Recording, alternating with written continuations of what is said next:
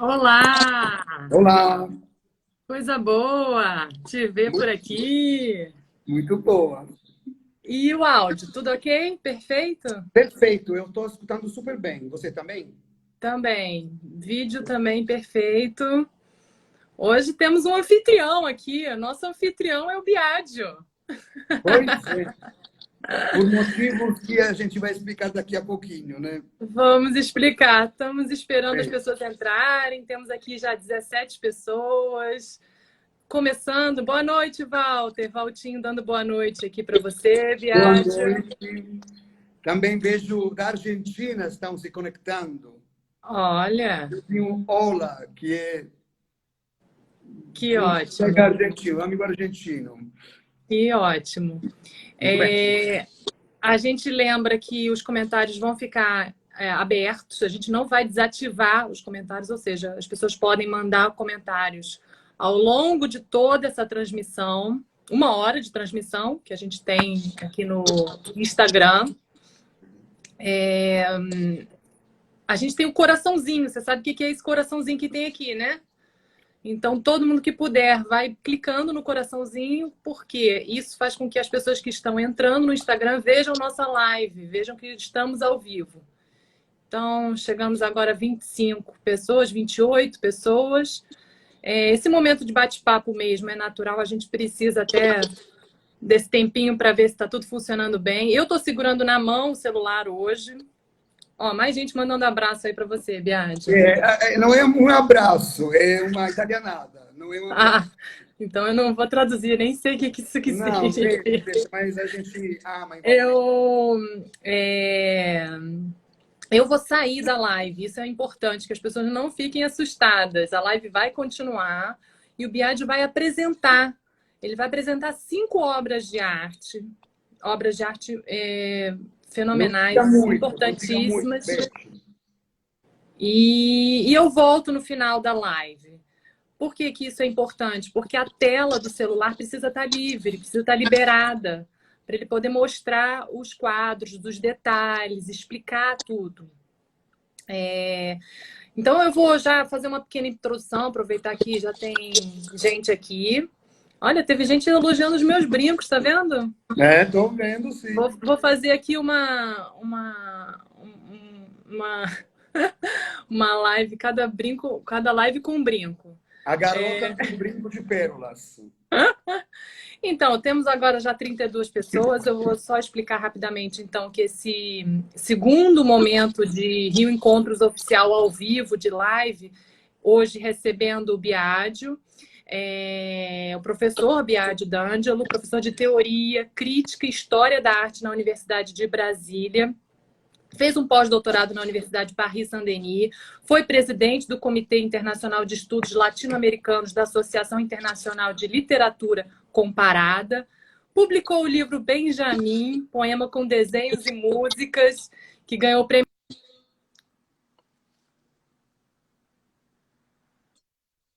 juvenil, entre tantas outras atividades, tantos outros trabalhos que você já desempenhou. Mora em Brasília e já faz um tempinho que está aqui no Brasil. E nós fizemos esse convite para o Biagio participar dessa live no perfil Reencontros Oficial, porque nesse momento de quarentena, muita gente começou a se perguntar, né, Biagio, sobre o que é essencial, o que é importante nesse momento de isolamento, no momento que as pessoas estão trancadas dentro de casa. E algumas pessoas podem até responder que o essencial é se alimentar bem, dormir, se exercitar, manter uma rotina dentro de casa. Mas o que a gente está mostrando justamente com as lives, na primeira da semana passada, no sábado, hoje com o Biagio, é que a vida nos pede um sentido, nos incita a essa busca. E esse momento de estar trancado dentro de casa, supostamente um tédio, supostamente um momento em que a gente está vendo a vida como se fosse todo dia igual, parada, é justamente um momento em que a vida pede um sentido, é uma busca por um sentido. E a arte revela uma busca. A arte revela justamente essa procura dos artistas pelo infinito. E a arte dá os sinais, né? Uma pintura, uma música, uma ópera, desperta o nosso humano, nos provoca. Por isso, Biade, você já separou essas 5 obras de arte, que ao longo da história fizeram referências a momentos de pandemia vividos pela humanidade.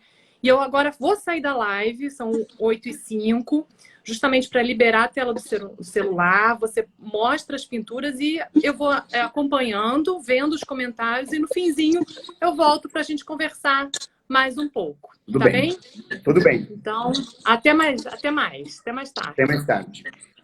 Então, eu pego um pouco a carona da Elizabeth.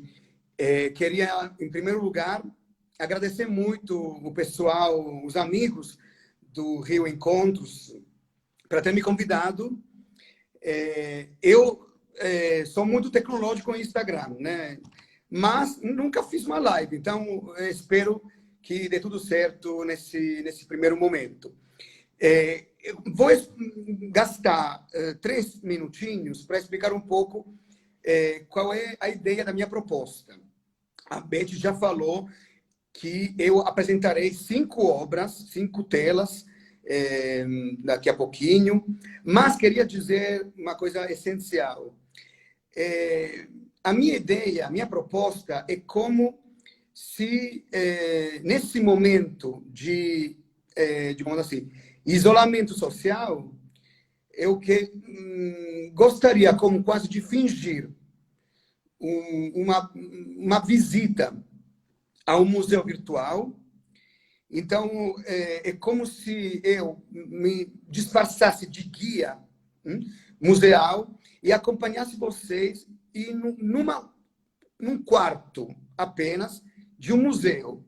Esse quarto vai apresentar 5 telas, como já foi dito, e essas telas estão apresentando um tema em comum.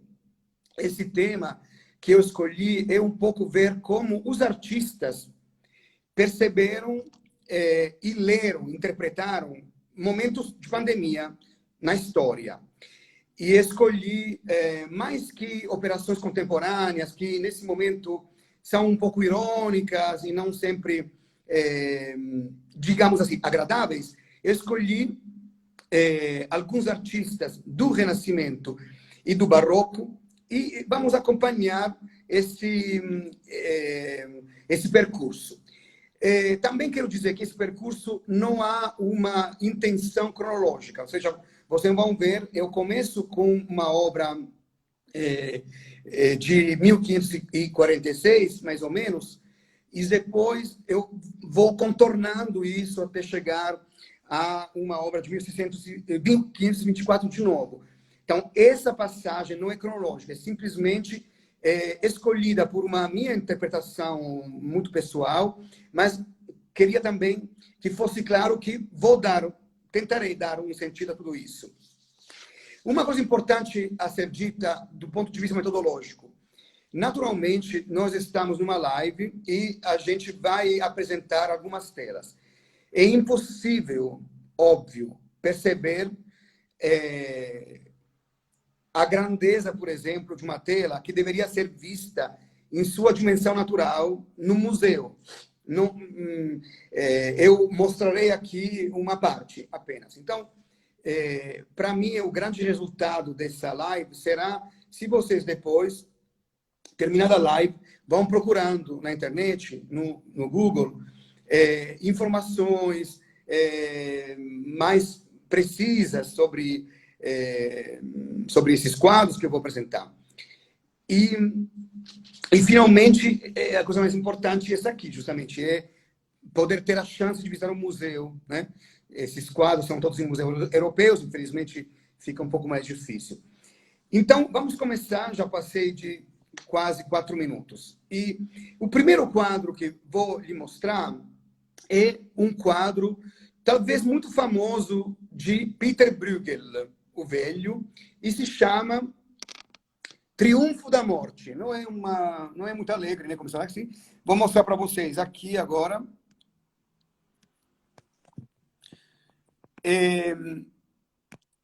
Esse quadro, O Triunfo da Morte, foi pintado no completo em 1562, né? E se acha no Museu do Prado, de Madrid. Como é um quadro famoso por quê? É um quadro, sabe, quase gostaria de perguntar, como se perguntasse para os meus alunos, o que é que vocês todos estão vendo? Ou o que está nos olhando?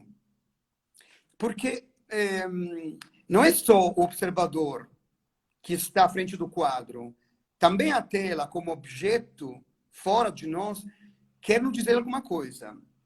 O que diz esse quadro para nós? Claro, eu darei uma minha, como dizer, uma minha leitura bastante superficial até, né, por causa do tempo que a gente tem à disposição. Mas esse quadro é um quadro magmático, muito caótico, tem muitas informações. É um quadro, daquelas telas que a gente usa ver, por exemplo, em presente de quebra-cabeça, né? De 5.000, 10.000 peças. Porque é muito detalhado, um detalhamento até, eu diria, excessivo, quase enciclopédico.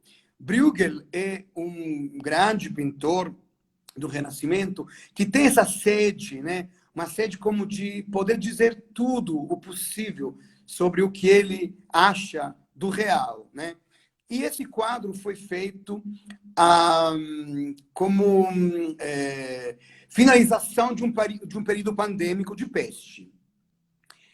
E vocês estão vendo aqui que há muita coisa confusa, mas vou mostrar para vocês aqui depois, eu vou entrar em detalhes, mas, por exemplo, aqui tem um ataúde, um caixão, com um morto justamente de peste, que está envolvido no lenço, né? O lenço da morte. E depois toda a cena que vocês estão vendo é uma cena de desesperação, de morte, de angústia. É como se Bruegel quisesse oferecer essa imagem do tempo de pandemia. A morte aqui tem a última palavra. Os detalhes são muitos, né? Eu não posso mostrar todos eles, mas eu selecionei apenas dois que são talvez mais interessantes a serem discutidos, a serem vistos, né? E esse aqui é um detalhe. Esse detalhe está aqui embaixo à direita da tela. Vamos voltar ao quadro maior, né? E aqui vocês podem ver damas que estão assustadas. Então, a morte, sob forma de esqueleto, que está raptando elas, como levando-as de verdade para a morte definitiva. Essa imagem é uma imagem onde se enxerga uma mesa que foi mesa de banquete, né? Obviamente, tem muita comida, mas a comida está destruída, né? Pela destruição que causou a peste.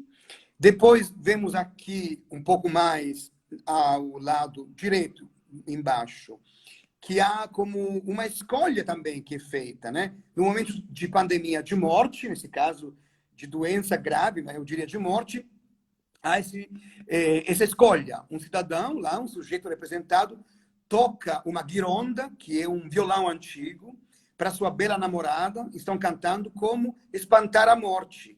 Mas a morte está atrás, pronta, está chegando para pegar eles, né?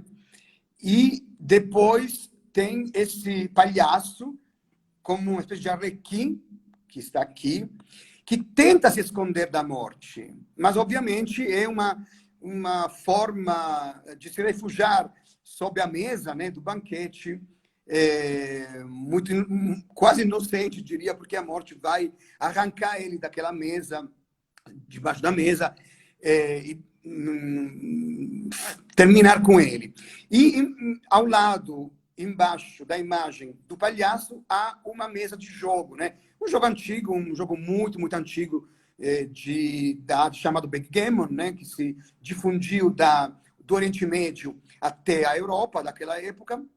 Então, é também uma visão dos vícios que estão dominando, eu diria, um pouco como a morte surpreende. A morte surpreende no canto, no susto, a morte surpreende no vício.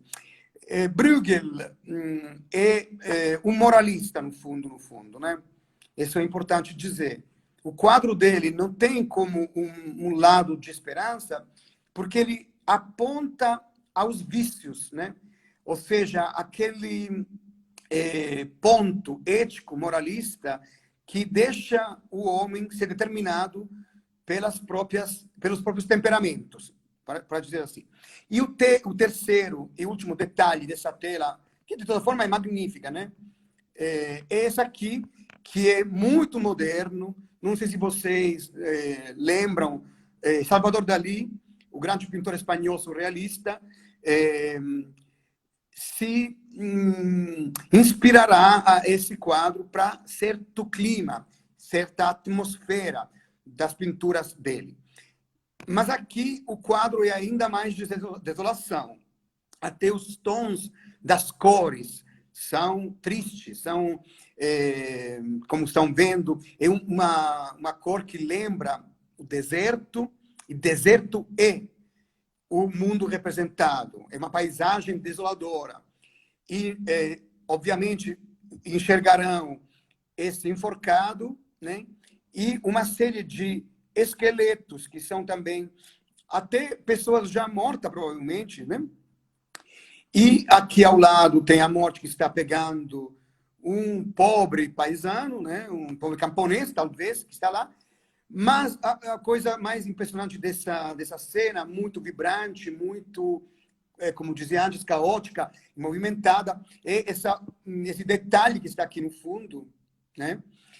E é um cavaleiro de uma certa nobreza, porque está representado com calça vermelha, símbolo de riqueza burguesa, que está sendo arrastado pelo espírito da morte dentro de uma cava, né?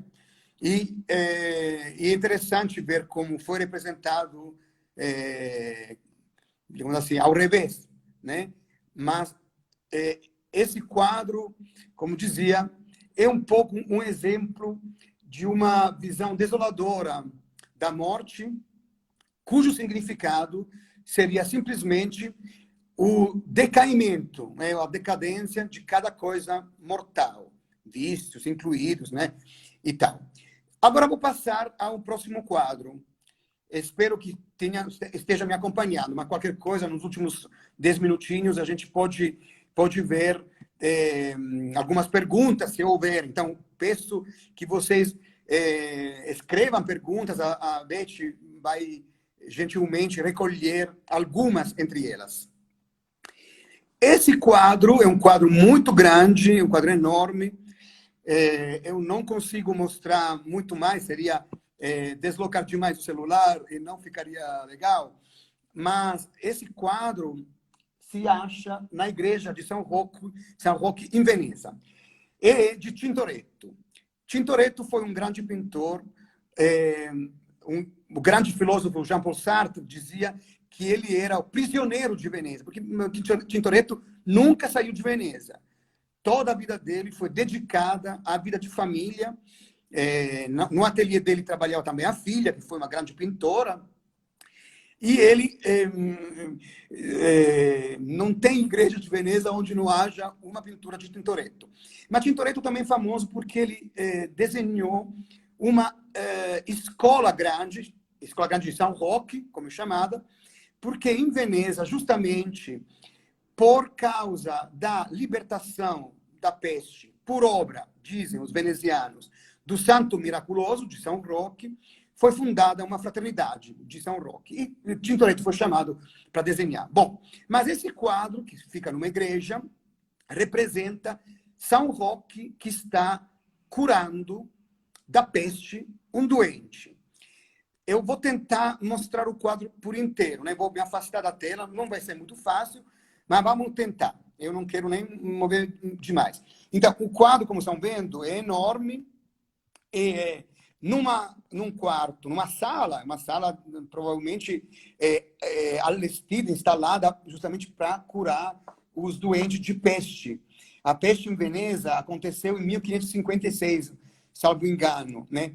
E esse quadro não tem data certa, pode ser posterior ou anterior de pouco tempo. Se for posterior, seria um quadro de agradecimento, né, pela libertação da peste na cidade, e se não, é um quadro de entrega, né, ao santo, como santo taumaturgo, para ele salvar a cidade. Então, tem vários doentes aqui que estão esperando ser curados, alguns estão chorando, mas, no fundo, Tintoretto...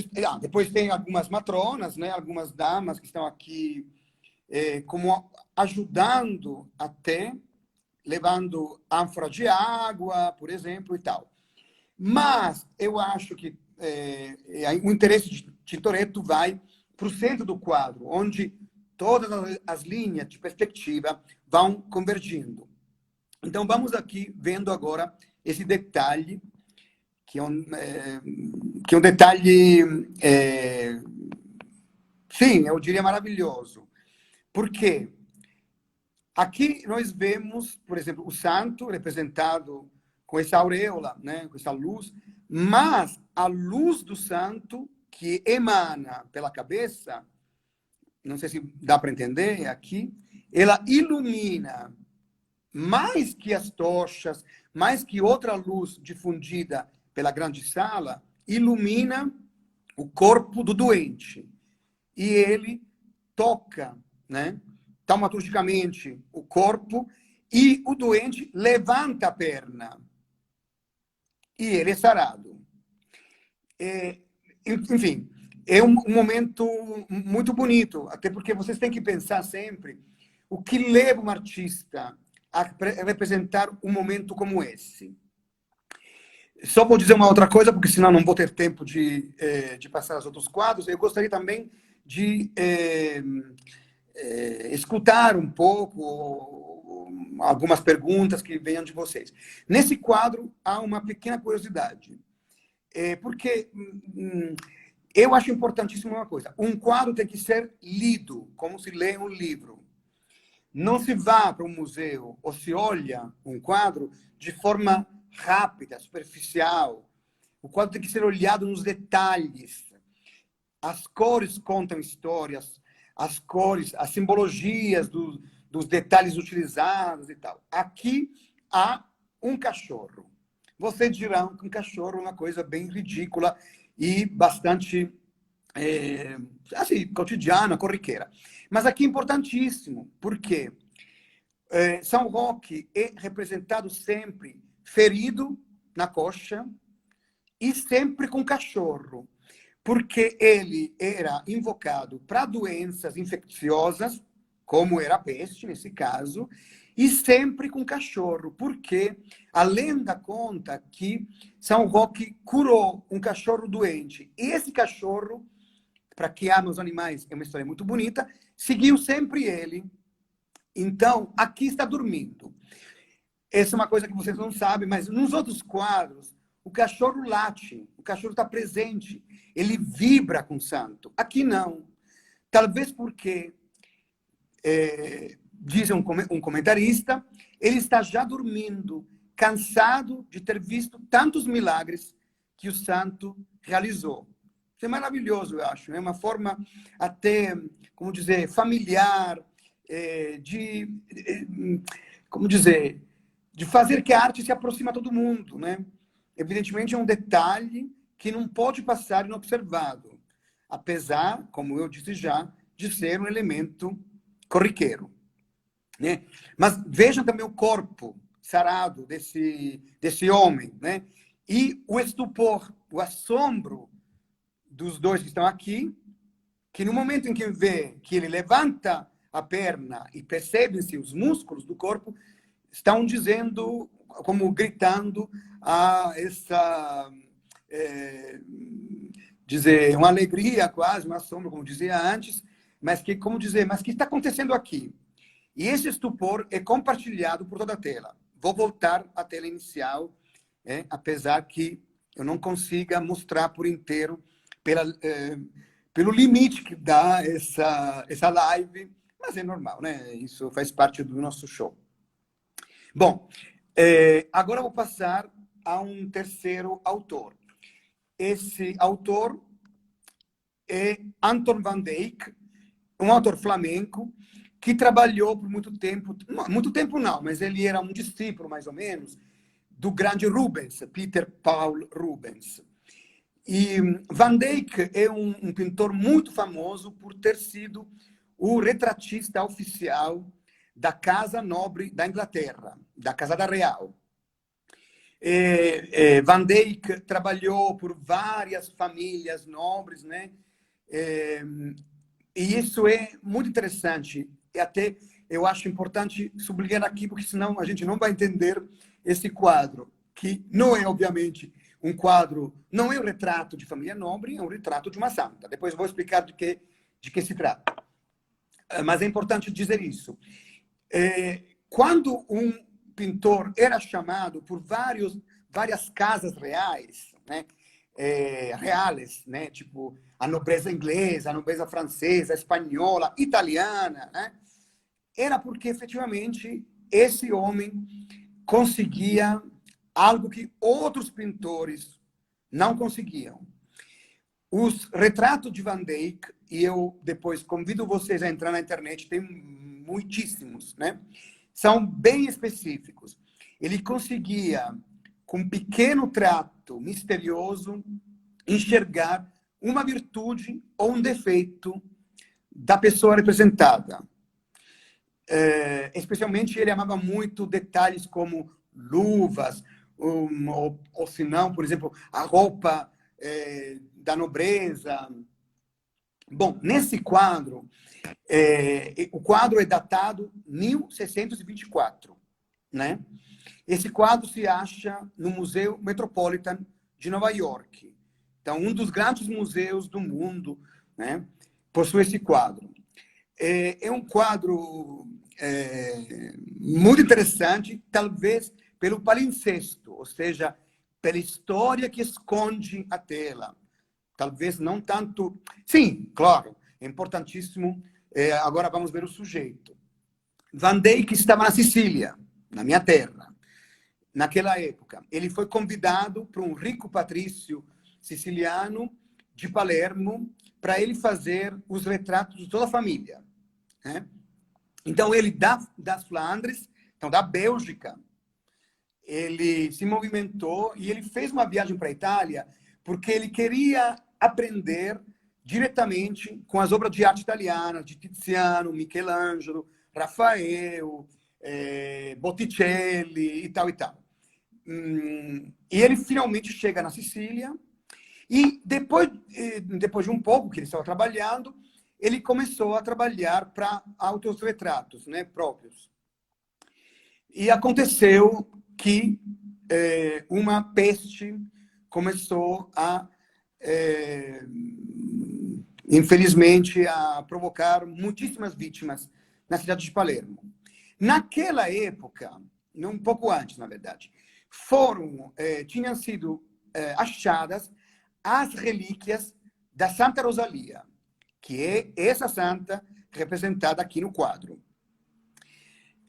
Então, o que aconteceu? Que a população de Palermo, ela saiu em peregrinação, né, pelas ruas da cidade, pelas avenidas da cidade, com as relíquias na mão de Santa Rosalia, pedindo a intercessão da santa.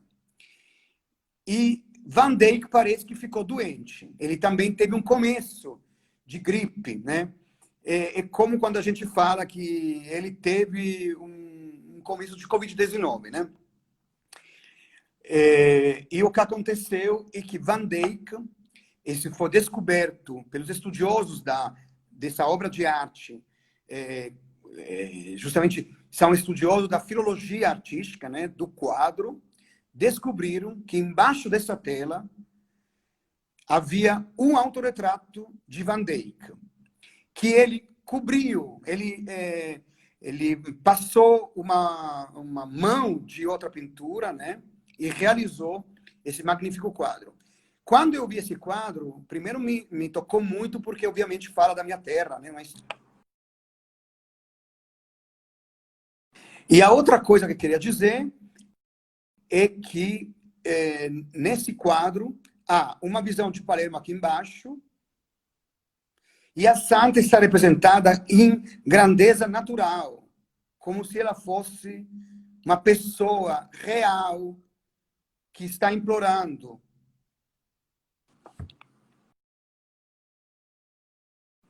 Como vocês estão vendo, e é super interessante, eu acho, o jogo barroco dos anjinhos que estão... a santa estão realizando como o transporte dela para a intercessão dela, de Deus para com a cidade.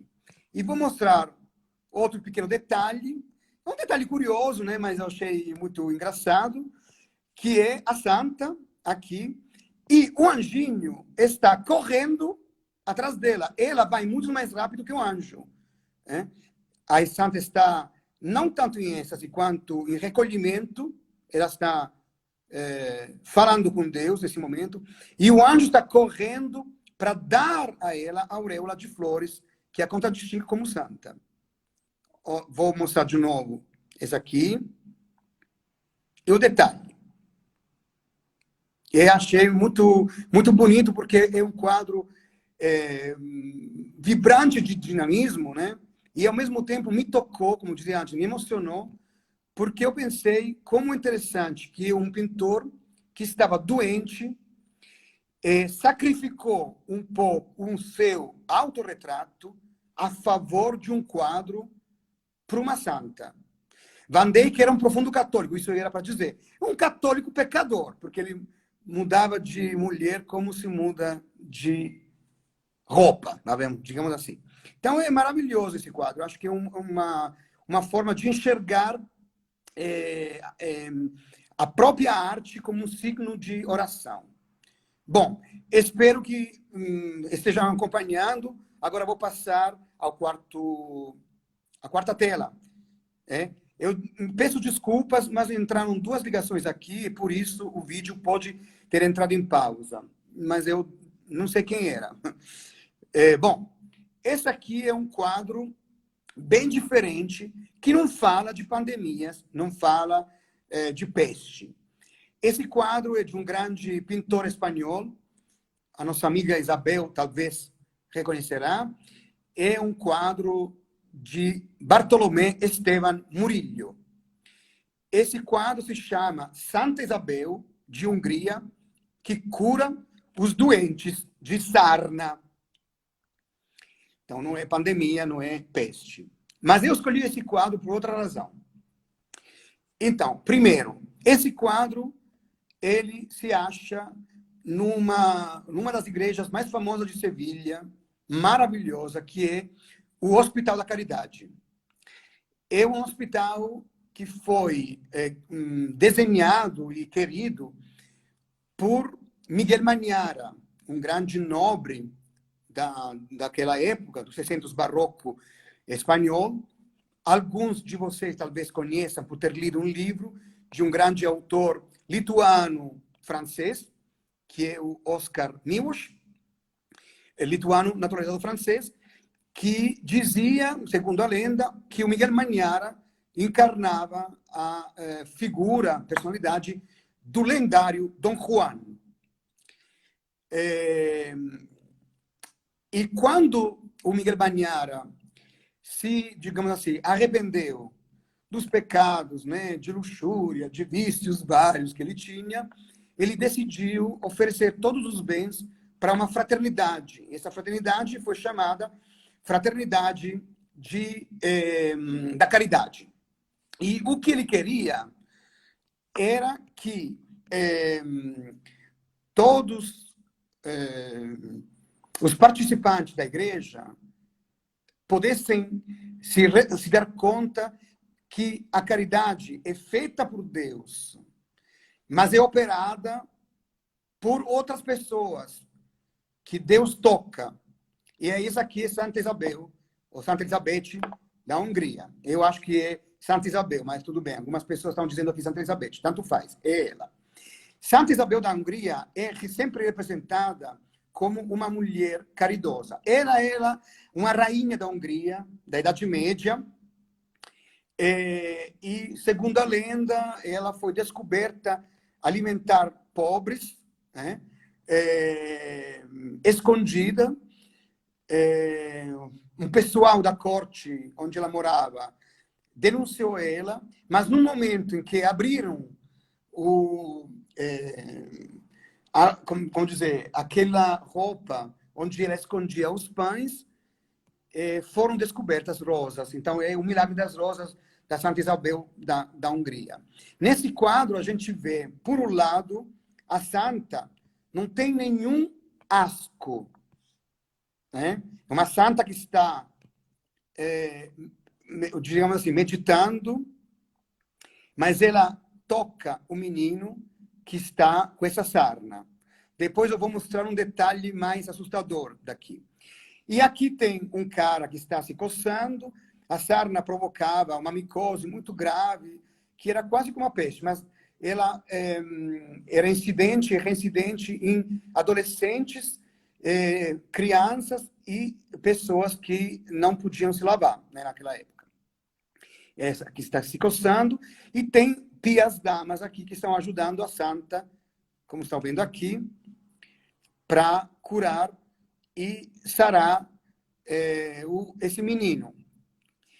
Aqui nesse quadro, é um quadro, obviamente, dentro de uma sala escura, como a significar também uma certa modéstia, né? Humildade da santa, bem vestida. E aqui tem uma visão de Sevilha, né? Onde a santa está curando a luz do sol. É um detalhe muito pequenininho, não se consegue ver, mas eu acho que era importante deixar para vocês esse registro. E aqui tem um detalhe. E o detalhe, que é magnífico, eu acho, é como Murillo, que foi escolhido pelo Miguel Magnara, justamente, como grande pintor pedagogo daquela época, né? Uma época de contra-reforma, em que se tinha que mostrar as maravilhas do santo, da Igreja Católica, mas o maravilhoso, eu penso que aqui você entra no Google para ver, depois, com calma, não agora, esse detalhe dessa crosta que está sendo sarada, mas também um detalhe muito realista, que será como enfatizado na arte posterior, né? Murillo faz um trabalho excelente. Murillo é muito famoso por toda a obra religiosa dele, especialmente a Imaculada Concepção, né? E também o Bom Pastor. Depois vão ver no Google de que se trata. Eu acho, escolhi, digamos assim, esse quadro porque eu queria fazer uma homenagem, né? Não apenas a quem trabalha, não apenas a quem é vítima da pandemia nesse momento, mas também pensei nos operadores sociais, né? Nos enfermeiros, nos médicos, quantos amigos estão trabalhando por isso. Quem sabe que esses quadros que eu estou mostrando possam inspirar, né? Ou ter um motivo de pensamento, né? De confrontação. Porque a tela, o quadro, diz isso. Se ele me olha, como diria um grande crítico francês, que se chama Didier Huberman, se o quadro está me olhando, é porque ele está me dizendo alguma coisa. Eu não sou um espectador passivo do quadro. Bom, finalizando com a quinta tela, porque gostaria de terminar às 20h45. Depois a Beth vai recolher as perguntas que eu estou vendo também, mas não quero me distrair. Esse último quadro é o meu quadro favorito em tema de pandemia. Vejam bem, eu estou falando de uma pandemia anterior, né? Como os artistas viram a pandemia, não é como viram a pandemia daquela época que foi a peste, né? Esse é o quadro. O quadro é um quadro em pleno Renascimento italiano, estamos em 1524, de um grande pintor chamado Correggio. Na verdade, ele se chamava Antonio Allegri, mas ele vinha de uma cidadezinha chamada Correggio, perto de Modena, no norte da Itália. E ele passou como Caravaggio, chama Caravaggio por causa da cidade, e esse aqui chamou Correggio por causa da cidadezinha de Correggio. Bom, esse quadro se chama, e os amigos cariocas aqui vão vibrar, provavelmente, se chama Nossa Senhora de São Sebastião. Né? Provavelmente esse quadro foi pedido por conta de uma fraternidade chamada de São Sebastião, justamente de Modena, para implorar que a peste pudesse ser debelada por intervenção divina. Aqui, o quadro é bastante complexo, apesar que parece um quadrinho de Nossa Senhora, Menino Jesus e nada mais, né? Mas olhem só aqui. O quadro é muito dinâmico. É um quadro de grande movimentação. Vou mostrar para vocês as personagens, as figuras que estão aqui, tá? Em primeiro lugar, aqui embaixo, esse aqui é São Roque. Vocês estão vendo que São Roque é sempre representado em caso de pandemia, em caso de peste, justamente pelo que falei enfim, lenda taumatúrgica que carregava o povo católico, né? Mas nesse quadro interessante, o São Roque não tem ferida. Ele está cobrindo a coxa porque a ferida está sarada. E ele está dormindo. Aqui os comentaristas dizem duas coisas interessantes. Uma é que ele está dormindo porque está cansado. E o outro motivo poderia ser que ele sonhou essa cena.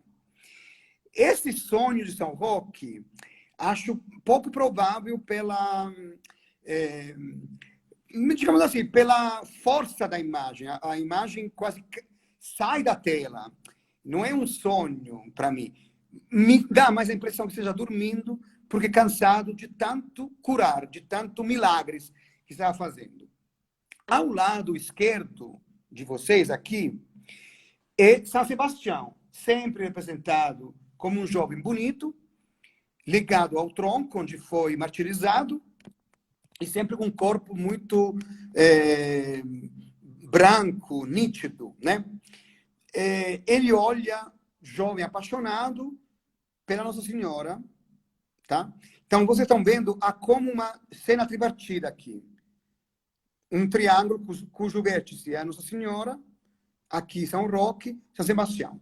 São Sebastião também era indicado como o santo padroeiro dos doentes de peste, o santo pandêmico. Isso é muito estranho, a gente não sabe por quê, na verdade, porque é bem interessante esse fato. São Roque, a gente tem uma história muito mais vivida, comprida sobre ele. São Sebastião, não, mas... Enfim, um santo velho, um santo jovem, talvez quase a indicar a velhice e também o florescer da vida. Aqui nesse quadro também tem outro detalhe. Esse santo no centro é São Geminiano, que é o padroeiro de Modena, ainda hoje. O santo era bispo, mas nesse quadro não tem chapéu de bispo, não. Não tem o chapéu cardinalício, não sei como se fala em português esse chapéu. Chamaria em italiano mitria. Não sei se é assim também em português. Mas, em forma de humildade, ele está pelado.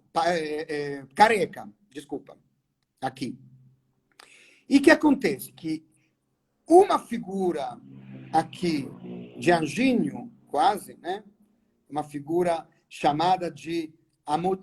ela é chamada de Amodina do Correggio, porque ela era uma criança que fazia... posava para ele, né? Ele entrega ao santo a catedral, a urbe, se dizia, né, de Modena. E ele indica a Nossa Senhora, num jogo muito barroco, na verdade é Renascimento aqui, mas é muito mais aberto, esse Correggio é muito mais revolucionário do que poderia parecer.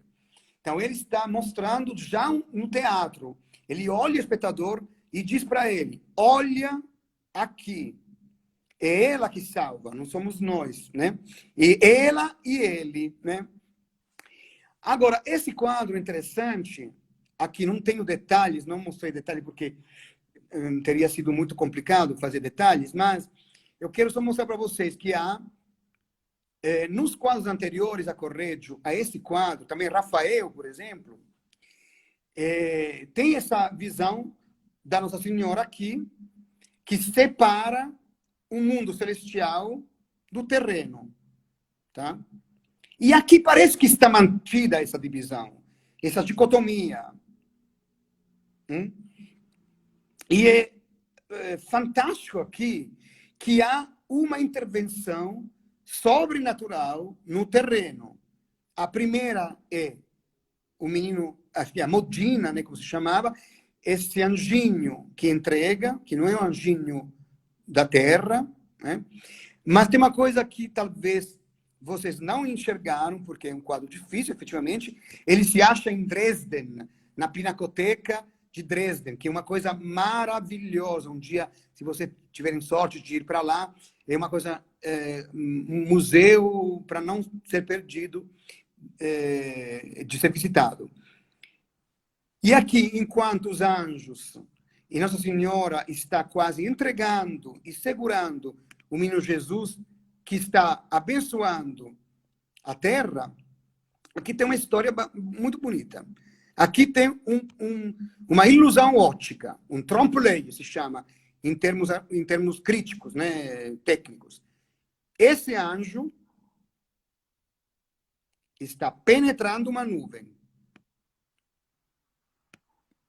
Então, esse aqui é o primeiro sinal que essa separação que se queria, o artista nega. Nega porque diz, aqui há uma reunião que o que é da terra é também do céu.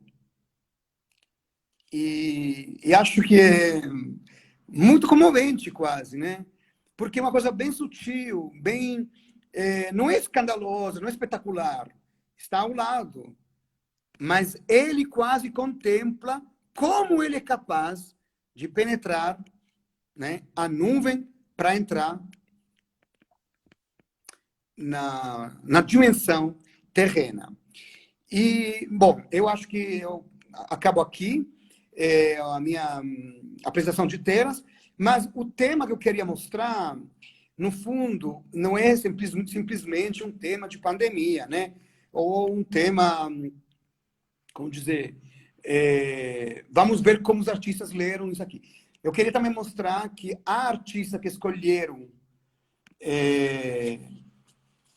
dizer que a morte tem a última palavra, né, na pandemia, e artistas que escolheram outra faceta, e que para mim é mais importante, né? Que essa aqui, a reunião, né? Reunião, união, muito humana, humaníssima, né? Renascentista, mas já indo para o barroco, né? Do céu e da terra, né? O que é da terra é do céu e vice-versa. O céu está interessado, né? Como se vê por esse quadro do Correggio, que espero vocês terem gostado. Agora vou voltar à minha imagem e peço a Beth que entre na live para a parte final. Muito obrigado pela acolhida. Também estou vendo que as pessoas estão assim, curtindo e fazendo perguntas. Isso é o mais importante, né?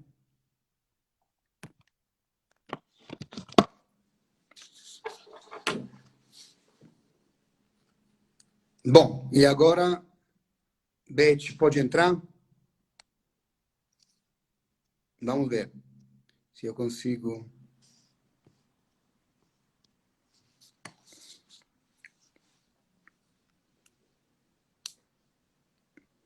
Gente, então, por enquanto, assim, estou tentando... Olá, cheguei. Então, muito obrigado, né, pela paciência de ter ouvido e acompanhado.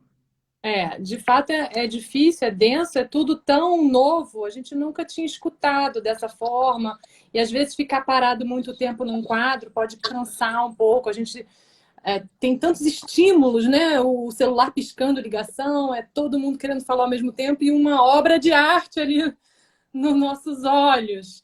Então, acho que é interessante você deu os nomes dos quadros e, de repente, a gente postar os links que estão no domínio público, né?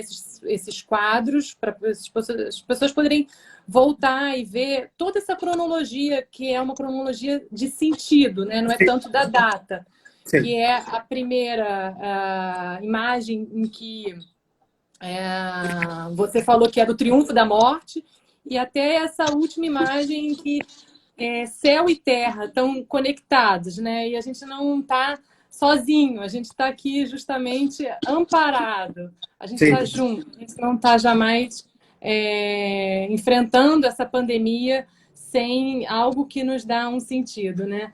Olha, Beth, queria dizer uma coisa. Uma minha aluna hoje me escreveu, acho que está até na live, se chama Ana. Uma minha aluna me disse uma coisa bem interessante. Ela diz que tem sede de voltar para a universidade. É óbvio que não é voltar ao lugar acadêmico, mas eu entendo que é o desejo de beleza, uma sede de beleza que não pode ser sufocada nem por uma pandemia.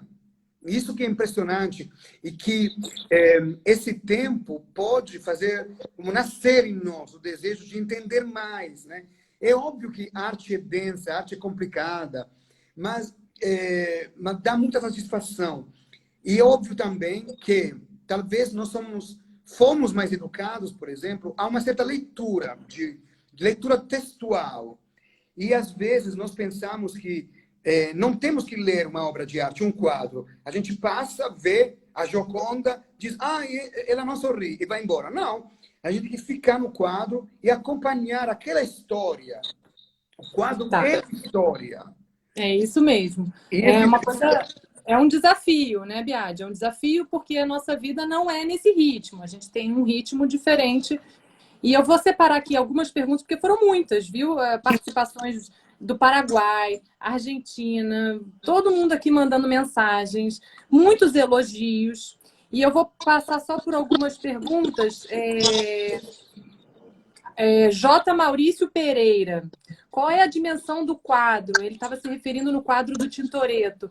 Qual é a melhor explicação para imagens sobrepostas nas telas? Então, vou fazer mais uma, porque a gente faz 2 rodadas aqui de Não, perguntas. isso aqui não entendi. Não entendi isso aqui da imagem sobreposta na tela. Eu acho que foi em relação ao autorretrato. Foi a outra imagem, que autorretrato foi feito primeiro, né? O Van Dyck, né? Foi o Van Dyck que fez o autorretrato e depois fez a imagem, enfim.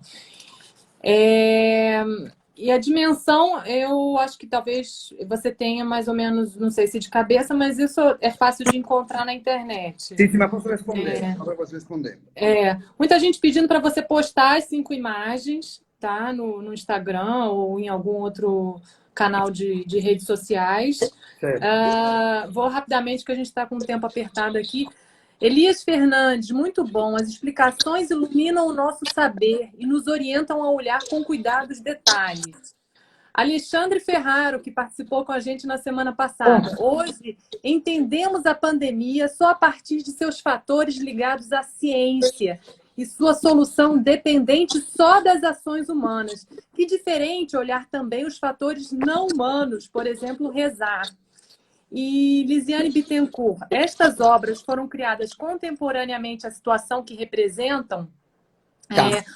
Como você vê a produção artística atual em relação à pandemia do novo coronavírus? Algumas observações eu não consegui ler todas, porque, enfim, é muita coisa mesmo. Tá. Eu vou tentar responder de forma muito sintética, porque temos 7 minutos, nada mais. Então, prometo postar no meu Instagram, né? O meu Instagram é Biajoski. As imagens, posto amanhã, uma depois da outra, que ficarão, portanto, lá. E vamos salvar a live, né, como foi pedido. Então, as dimensões estão na internet. Cada um pode depois entrar com o título que eu vou postar, ou que vou mandar no YouTube, né, quando estará divulgada a live. Mas só quero dizer para J. Maurício Pereira, acho que foi ele que perguntou, o quadro de Tintoretto é mais ou menos 3 por 6 metros. se não me engano. Nossa, enorme. É muito grande, muito grande. É um quadro de uma igreja que pega uma nave, um lugar muito grande, né? E até porque Tintoretto trabalhava com dimensões grandes, né? Eu posso estar equivocado, porque obviamente a dimensão do quadro é uma coisa que não sempre me interessa. Enfim, é uma coisa que... Depois, queria dizer outra coisa. Tem uma pessoa que escreveu também sobre modelos. Sim, com certeza, a maioria dos quadros tem modelos, né? Os As pintores figuras quase foram nunca feitas a trabalham sem partir de modelos. modelos. Eles Eu vi aqui a precisam pergunta. de modelos, precisam de olhar, né? Mas pode também ser que algumas coisas foram inventadas pela capacidade criativa, fantasiosa que eles tinham, né? E depois, sobre essa questão de ver a pandemia pelos olhos não da ciência. Essa aqui é uma grande coisa. E, olha, vou contar uma história, um episódio que conta Tintoretto. É um pouco polêmico esse momento, mas, enfim. Tintoretto conta que Veneza, durante a peste, não teve lockdown, né? Coisa que teve, por exemplo, Milão ou outras cidades. Mas Veneza decidiu de não fazer lockdown naquela época. Por quê? Porque eles não queriam perder os mercantes. Veneza era um ponto de comércio extraordinário. Veneza teve 50 mil mortos. Em Milão, são 5 mil. Né? Tintoretto, então, diz essas coisas também nas cartas que ele deixa. É muito interessante esse ponto de vista. Em relação à contemporaneidade, eu não quero entrar nesse assunto da contemporaneidade. Eu acho que a visão da pandemia atual é mais pelo viés irônico nesse momento, talvez por uma forma de catarse, né? Que a gente precisa como dizer, libertar de certas questões. Enfim, eu prefiro olhar nesse momento esses quadros que mais me ajudam. E sim, as imagens são todas imagens contemporâneas à época em que foram criadas. Não são quadros, eu já disse isso. A peste era no momento em que estava surgindo, como fez Van Dyck com a Santa Rosalia. Era um momento. Van Dyck teve que abandonar Palermo para se salvar da peste. E ele deixou esse quadro, que é impressionante, né? Ter escolhido de se cobrir o erro com uma santa, eu acho que é um ato de amor e um ato também de grande humildade, né? Não tem mais telas. Tem um samba brasileiro, uma música brasileira que diz: acender as velas já é profissão, quando não tem samba e tem só desilusão. Isso que fez o Van Dyck. Não tinha mais tela para pintar. Ele queria oferecer algo. Pintar era uma forma de oração. E ele faz o quê? Passa uma mão de verniz e faz uma tela para Santa Rosalia. Uma Santa Rosalia quase Wonder Woman, né? Que ela está voando. Mas é belíssimo isso. Isso representa vamos dizer, a força, né? da criação da natureza e a força dessa, o que tentei dizer antes, né? Desse céu e terra reunidos que eles percebem, os artistas barrocos, né? Especialmente. Estamos com o tempo apertado, mas dá para falar mais rapidamente aqui. Que simpática essa história do cachorro, disse aqui o Carlos Faria.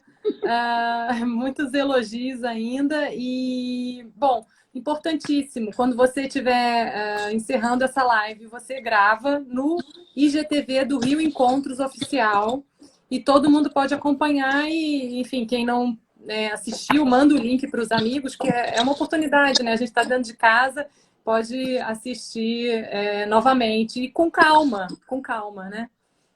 Certamente. Deixa eu ver se tem mais alguma coisa aqui.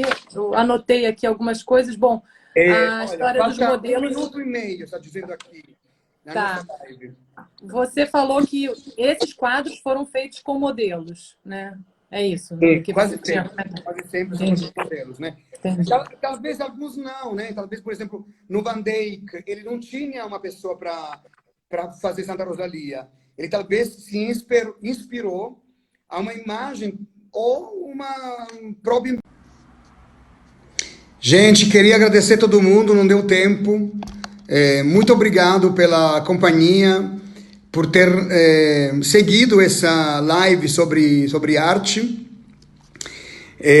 Quero agradecer muito a Beth, que moderou, e espero que possam curtir, tanto na internet, né, olhando os quadros pelo Google, por exemplo, como no YouTube.